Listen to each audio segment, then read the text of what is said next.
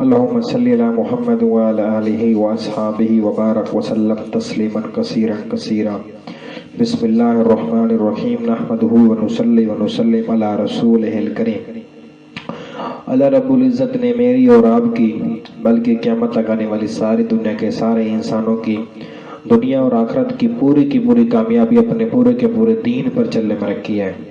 دین ہم سب کے زندگی میں آئے گا حضور صلی اللہ علیہ وسلم والی مبارک محنت سے، اور حضور صلی اللہ علیہ وسلم کی مبارک محنت کی بنیاد ہے لا الہ الا اللہ محمد الرسول اللہ۔ کلمے کے معنی اللہ کے سوا کوئی عبادت کے لائق نہیں، حضرت محمد صلی اللہ علیہ وسلم اللہ کے رسول ہیں۔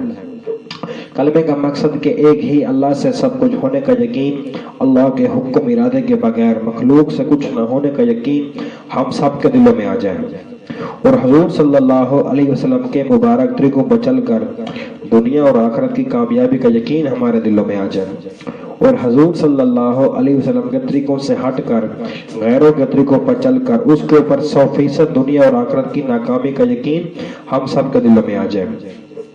یہ کلمہ بہت بڑی فضیلت والا ہے۔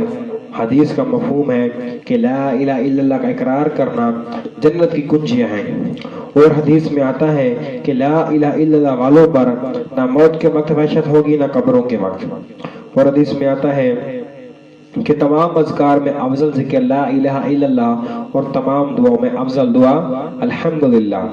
تو جب یہ ہم نے کلمہ پڑھا تو ہمارے اوپر اللہ کے سارے احکامات فرض ہو گئے، جن میں سب سے پہلا اور بڑا حکم نماز کا ہے کہ نماز دین کا ستون ہے، نماز مومن کا نور ہے، نماز شیطان کا منہ کالا کرتی ہے، نماز جنت کی کنجی ہے، نماز افضل جہاد ہے، نماز ہی میں آپ صلی اللہ علیہ وسلم کی آنکھوں کی ٹھنڈک ہے۔ جب نماز کا حکم ہوا تو صحابہ کرام خوش ہو گئے کہ ہمیں اللہ سے براہ راست مانگنے کا ذریعہ مل گیا۔ حدیث میں آتا ہے کہ کل قیامت کے دن سب سے پہلے نماز کا حساب کتاب کیا جائے گا۔ جس کی نمازیں پوری اچھی نکل آئی اس کے باقی اعمال بھی پورے اور اچھے نکلیں گے، جس کی نمازیں خراب نکلی تو اس کے باقی اعمال بھی خراب نکلیں گے۔ تو یہ نمازیں ہماری جاندار شاندار بن جائیں، ہماری نمازیں ٹھیک ہو جائیں، صحیح ہو جائیں، تو اس کے لیے علم کا جاننا ضروری ہے کہ علم کے معنی ہے جاننا، اور مقصد ہے حال کے امر کو پہچاننا کہ اس وقت اللہ کا کیا حکم ہے اور حضور صلی اللہ علیہ وسلم کا کیا مبارک طریقہ ہے، کہ اتنا علم ہر مرد عورت پر فرض ہے کہ 24 گھنٹوں کی زندگی میں اللہ کے حکم اور حضور صلی اللہ علیہ وسلم کے طریقوں پر زندگی گزاریں، کہ جائز ناجائز، پاکی ناپاکی، حلال حرام کی پہچان ہو جائے۔ حدیث میں آتا ہے کہ تم میں بہترین شخص وہ ہے جو خود بھی قرآن سیکھے اور دوسروں کو سکھائے، اور حدیث میں آتا ہے کہ جو شخص علم کا راستہ اختیار کرے گا اللہ اس کے لیے جنت کا راستہ آسان فرمائیں گے، اور حدیث میں آتا ہے کہ جو شخص قرآن کی ایک آیت سیکھے تو 100 رکعت نفل پڑھنے سے افضل ہے، جو شخص دین کا ایک باب سیکھے تو 1000 رکعت نفل پڑھنے سے افضل ہے۔ اس کے ساتھ ہم ذکر کرنے والے بن جائیں۔ ذکر کرنے سے اللہ کا دھیان، اللہ کا قرب نصیب ہوتا ہے، ذکر کرنے سے اللہ سے تعلق، اللہ سے محبت پیدا ہوتی ہے، ذکر کرنے سے شیطان اور نفس سے حفاظت ہوتی ہے۔ تو 3 تسبیحات ذکر کی، تیسرا کلمہ درود شریف استغفار، جو ان کا صبح شام کم سے کم 700 مرتبہ اہتمام کرے گا تو اللہ پاک اس کو ذاکرین میں شمار کرے گا۔ جنت کے 8 دروازے ہیں، ان میں سے ایک دروازہ خاص ذاکرین کے لیے ہوگا، اور حدیث میں آتا ہے کہ جب جنت کے باغوں سے گزرو تو خوب چرو۔ کسی نے عرض کیا یا رسول اللہ صلی اللہ علیہ وسلم کہ جنت کے باغ کیا ہیں؟ ارشاد فرمایا کہ ذکر کے حلقے، اور حدیث میں آتا ہے ایک بندے کے پاس بہت سے روپے ہوں اور ان کو تقسیم کر رہا ہو، دوسرا ذکر کر رہا ہو تو ذکر کرنے والا افضل ہے۔ تو ہم اپنے حقوق دبا کر دوسرے مسلمان بھائیوں کے حق ادا کریں، کہ چھوٹوں پر شفقت کریں، بڑوں کا ادب کریں، علماء اکرام کی قدر کریں۔ حدیث میں ہے کہ آپ صلی اللہ علیہ وسلم کا ارشاد ہے جو چھوٹوں پر شفقت نہیں کرتا، بڑوں کا ادب نہیں کرتا اور میں دین کی قدر نہیں کرتا وہ ہماری امت میں سے نہیں ہے۔ اور حدیث میں ہے کہ جو شخص اپنی ماں باپ کو شفقت کی محبت کی نگاہ سے دیکھے گا اللہ پاک اس کو مقبول حج عمرے کا ثواب دیں گے۔ اور حدیث میں ہے کہ اگر آج ہم کسی کی پردہ پوشی کریں گے تو اللہ جل شانہ ہماری پردہ پوشی فرمائیں گے، اگر ہم کسی کی پردہ دری کریں گے تو اللہ جل شانہ ہماری پردہ دری کریں گے، حتیٰ کہ گھر بیٹھے رسوا کر دیں گے۔ اور جو شخص کسی کی بیمار پرسی کے لیے اگر صبح کو جائے گا تو شام تک، اگر شام کو جائے گا صبح تک، اس کے لیے 70,000 فرشتہ دعائیں مغفرت کرے گا۔ تو جو بھی نیک کام کریں خالص اللہ کو راضی کرنے کے جذبے کے ساتھ کریں۔ اگر ایک کھجور کا دانہ اللہ کی رضا کے لیے دیں گے تو اللہ پاک ثواب کو پالتے ہیں، پہاڑوں کے برابر کرتے ہیں۔ اگر پہاڑوں کے برابر سونا چاندی ہو جس کو بانٹ دے جائے، کوئی اس میں کوئی دکھلاوا ہو یا کوئی ریاکاری ہو تو وہ الٹا ہماری پکڑ کا سبب بنے گا۔ تو ہم خود بھی اچھے کام کریں، دوسروں کو اچھے کام کرنے کی تلقین کریں، ہم خود بھی برائی سے بچیں، دوسروں کو برائی سے روکنے کی محنت کوشش کریں۔ اس دین کی محنت کے لیے 1,24,000 کم و بیش پیغمبر ہے۔ ہر نبی نے کل یہ فرمایا کہ لوگوں لا الہ الا اللہ پڑھ لو۔ جس نے وقت نبی کی بات کو مانا اور دنیا میں کامیاب ہوا اور آخرت میں کامیاب ہوا، جس نے وقت نبی کی بات کو نہیں مانا اور دنیا میں ناکام ہوا اور آخرت میں بھی ناکام ہوا۔ تو آخر میں ہمارے پیارے نبی حضرت محمد صلی اللہ علیہ وسلم تشریف لائے تو آپ صلی اللہ علیہ وسلم نے بھی اس کلمے کی دعوت دی۔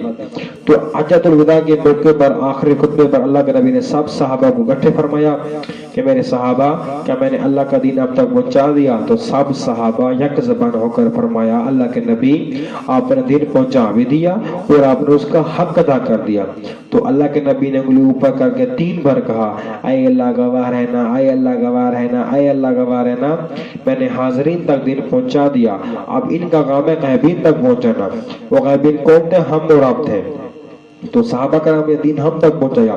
تو یہ ہمارا ایمان ہے، ہمارا یقین ہے، ہمارا عقیدہ ہے کہ آپ صلی اللہ علیہ وسلم ہمارے آخری نبی ہیں۔ تو آپ کے بعد اب کوئی نبی نہیں آنا، تو یہ دعوت والا کام ہم سب کی ذمہ داری ہے، خود بھی کرنا ہے اور ساری امت کو اس کو پر لانا ہے کہ اللہ پاک نے اس امت کی قرآن مجید میں تعریف فرمائی ہے کہ کنتم خیر امت اخرجت للناس تأمرون بالمعروف وتنہون عن المنکر وتؤمنون باللہ، کہ تم بہترین امت ہو، لوگوں کے نفع رسانی کے لیے نکالے گئے ہو، اچھی بات کا حکم کرتے ہو، بری بات سے منع کرتے ہو اور ایک اللہ پر ایمان رکھتے ہو۔ جیسے دنیا کی محنت ہے اسی طرح دین کی بھی محنت ہے کہ دنیا کی محنت سے دنیا ملتی ہے اور دین کی محنت سے اللہ پاک دنیا بھی اچھی کرتے ہیں اور آخرت بھی اچھی کرتے ہیں۔ تو اس کام کو سیکھنے کے لیے ایک ترتیب ہے کہ 4 ماہ لگا کر اس کام کو سیکھا جائے اور ساری زندگی اس کام کو مقصد بنا کر کیا جائے۔ تو گھر کے تو 5 مسجد کے 5 اعمال ہیں کہ روزانہ کے 2 مشورے، ایک اپنی مسجد کا ایک گھر کا، روزانہ کی 2 تعلیم ہے، ایک اپنی مسجد کی اور ایک گھر کی تعلیم، اور ہفتے کے 2 گشت ہیں، ایک اپنی مسجد کا ایک بیرونی مسجد کا، اور 2.5 سے 8 گھنٹے مسجد کو دینا اور ہر مہینے سے روزہ لگانا۔ تو انشاءاللہ اس کے لیے ہم بھی تیار ہیں، باقی سارے اس کے لیے ارادہ فرمائیں۔ ارادہ ہے نا سب کا؟ اللہ پاک قبول فرمائے۔ اللہم لک الحمد کما انت اہلو فصلی علی محمد کما انت اہلو وفل بنا ما انت اہلو انک اہل التقوی واہل المغفرہ۔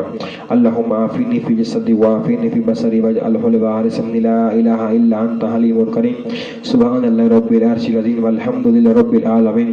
اللہم انا نسألک من خیر ما سألک منہ نبیک محمد صلی اللہ علیہ وسلم ونعوذ بك من شر ما استعاذ منه نبيك محمد صلى الله عليه وسلم وانت المستعان وليك البلاغ ولا حول ولا قوة الا بالله العلي العظيم۔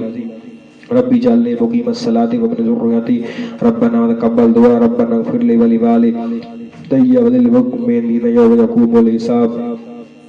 ربنا آتنا في الدنيا حسنة وفي الآخرة حسنة وقنا عذاب النار۔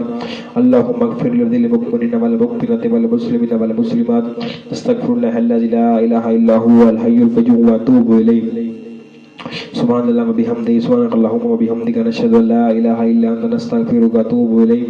سبحان ربك رب العزة عما يصفون وسلام على المرسلين والحمد لله رب العالمين۔ آمين آمين آمين برحمتك يا أرحم الراحمين۔ اللہ پاک سب کا بیٹھنا سننا قبول فرمائے۔